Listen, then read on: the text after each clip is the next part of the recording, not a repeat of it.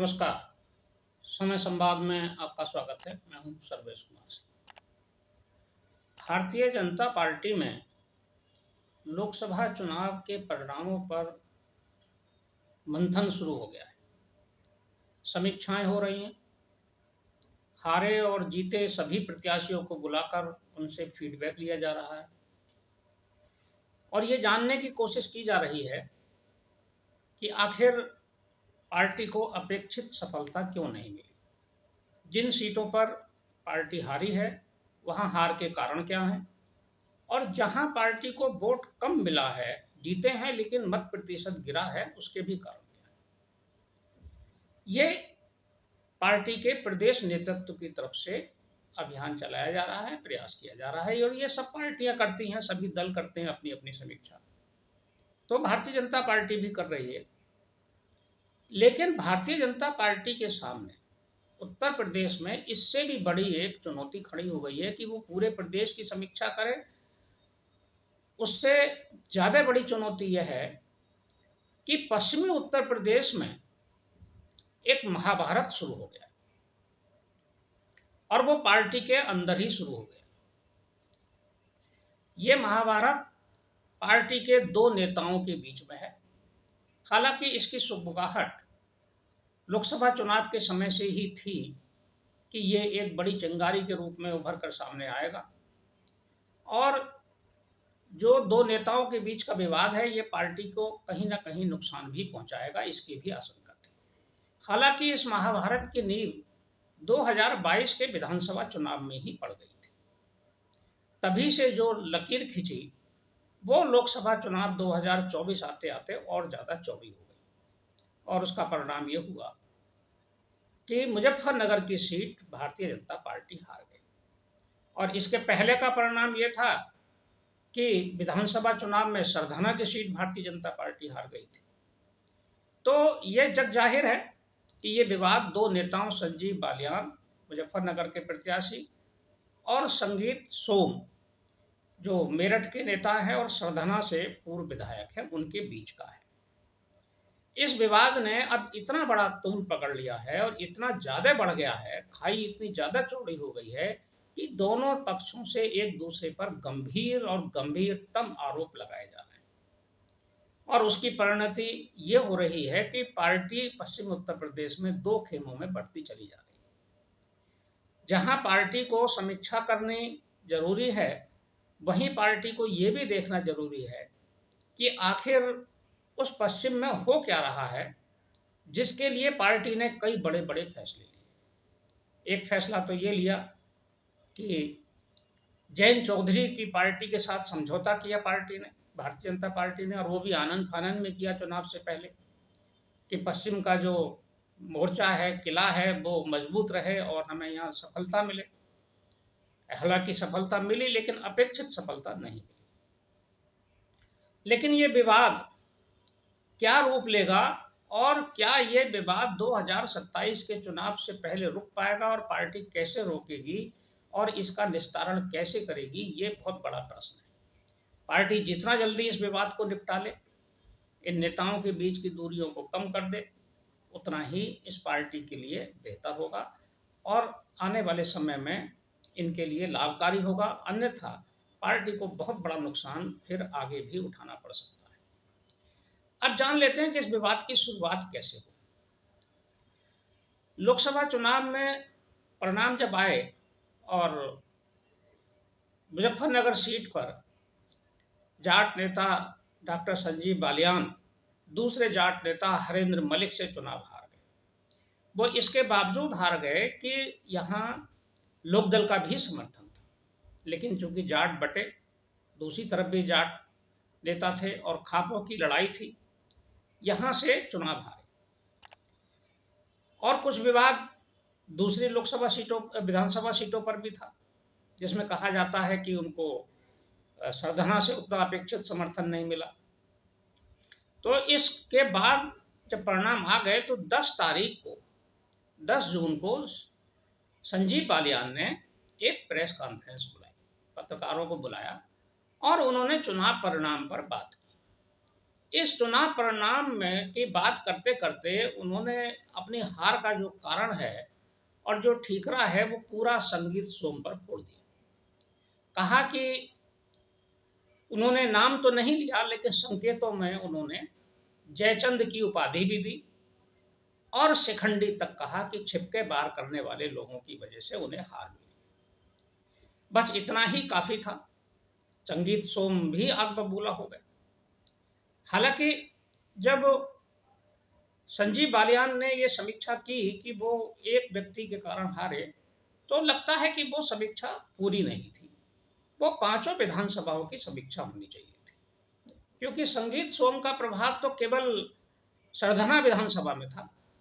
बाकी जो चार और विधानसभाएं हैं, चरथावल है, बुढ़ाना है, मुजफ्फरनगर है और खतौली है, इन सीटों की भी चर्चा उनको करनी चाहिए थी। लेकिन उन्होंने पूरी हार का जो दोषारोपण है वो अपने पार्टी के ही एक दूसरे नेता पर फोड़ दिया। अब अगले ही दिन संगीत सोम ने एक प्रेस कॉन्फ्रेंस बुला ली।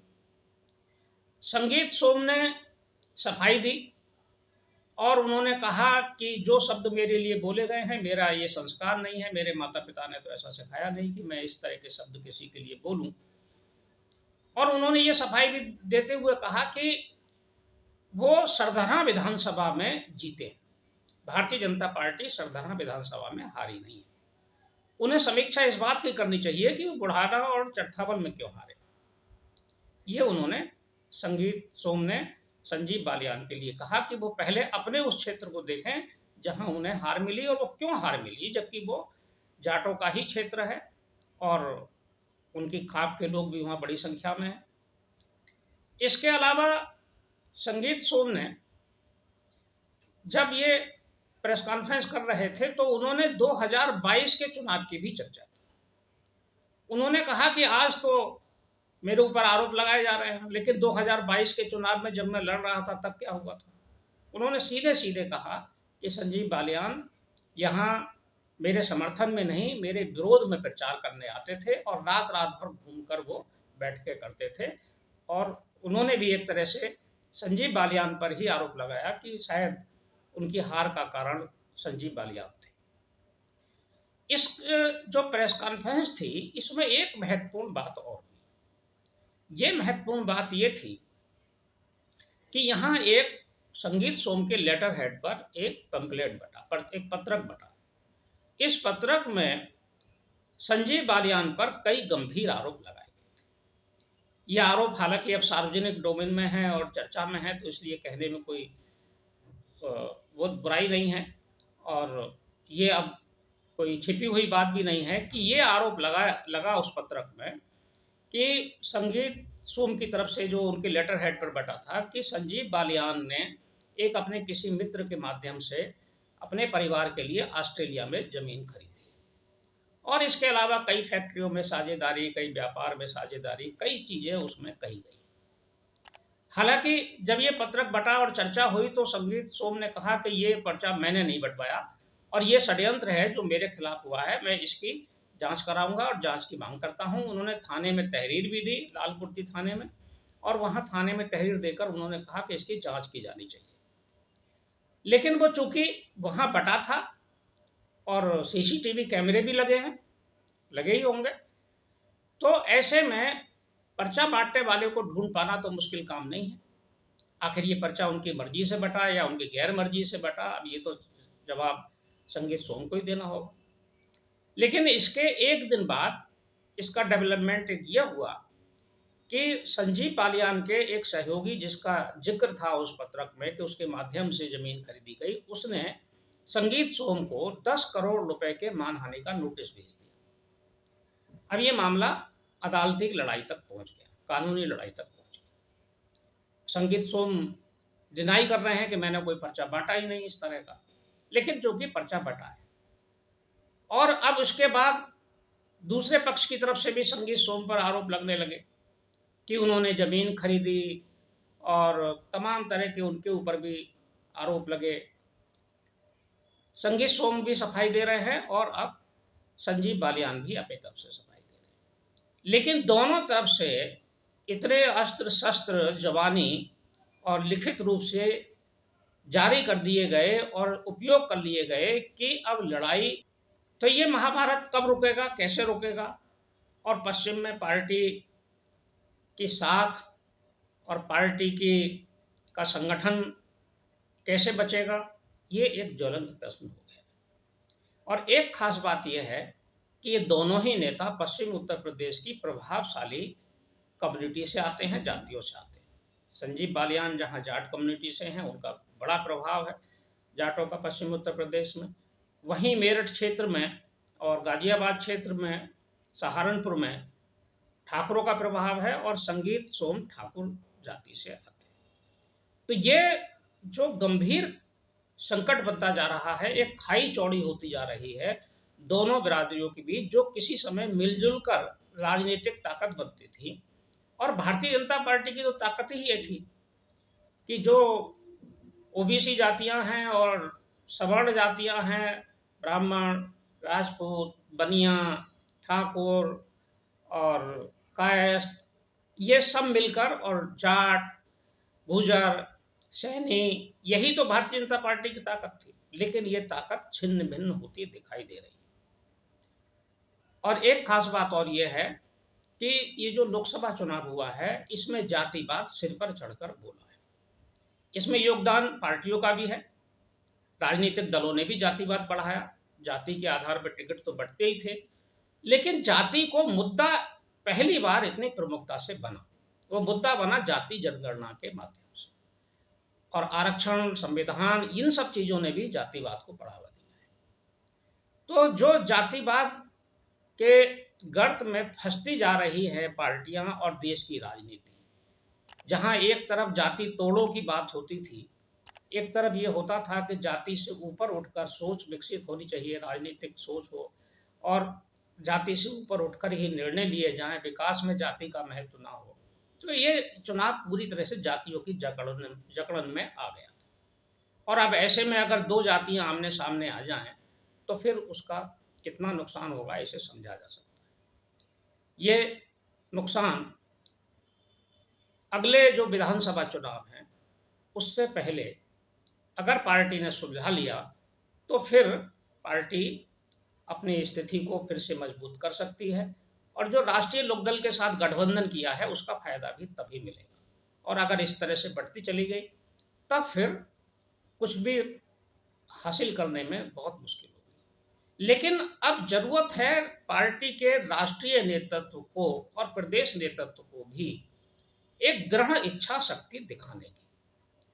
पार्टी को इन दोनों नेताओं के प्रति एक दृढ़ इच्छा शक्ति के साथ और कठोरता के साथ दोनों नेताओं से बात करनी चाहिए कि ये इनका जो मामला था हार जीत का, जब पार्टी समीक्षा कर ही रही थी तो इन दोनों नेताओं ने खुद ही क्यों सामने आकर आरोप प्रत्यारोप लगाने शुरू कर दिए? क्या जरूरत थी खुलकर बोलने की? ये तो अंदरूनी मामला था ना पार्टी का। जब पार्टी समीक्षा कर रही है तो उन सब पहलुओं की समीक्षा होती कि किसने भीतरघात किया, किसने साथ नहीं दिया, किसने चुनाव नहीं लड़ाया। तो ये विवाद सार्वजनिक रूप से आना ही नहीं चाहिए था।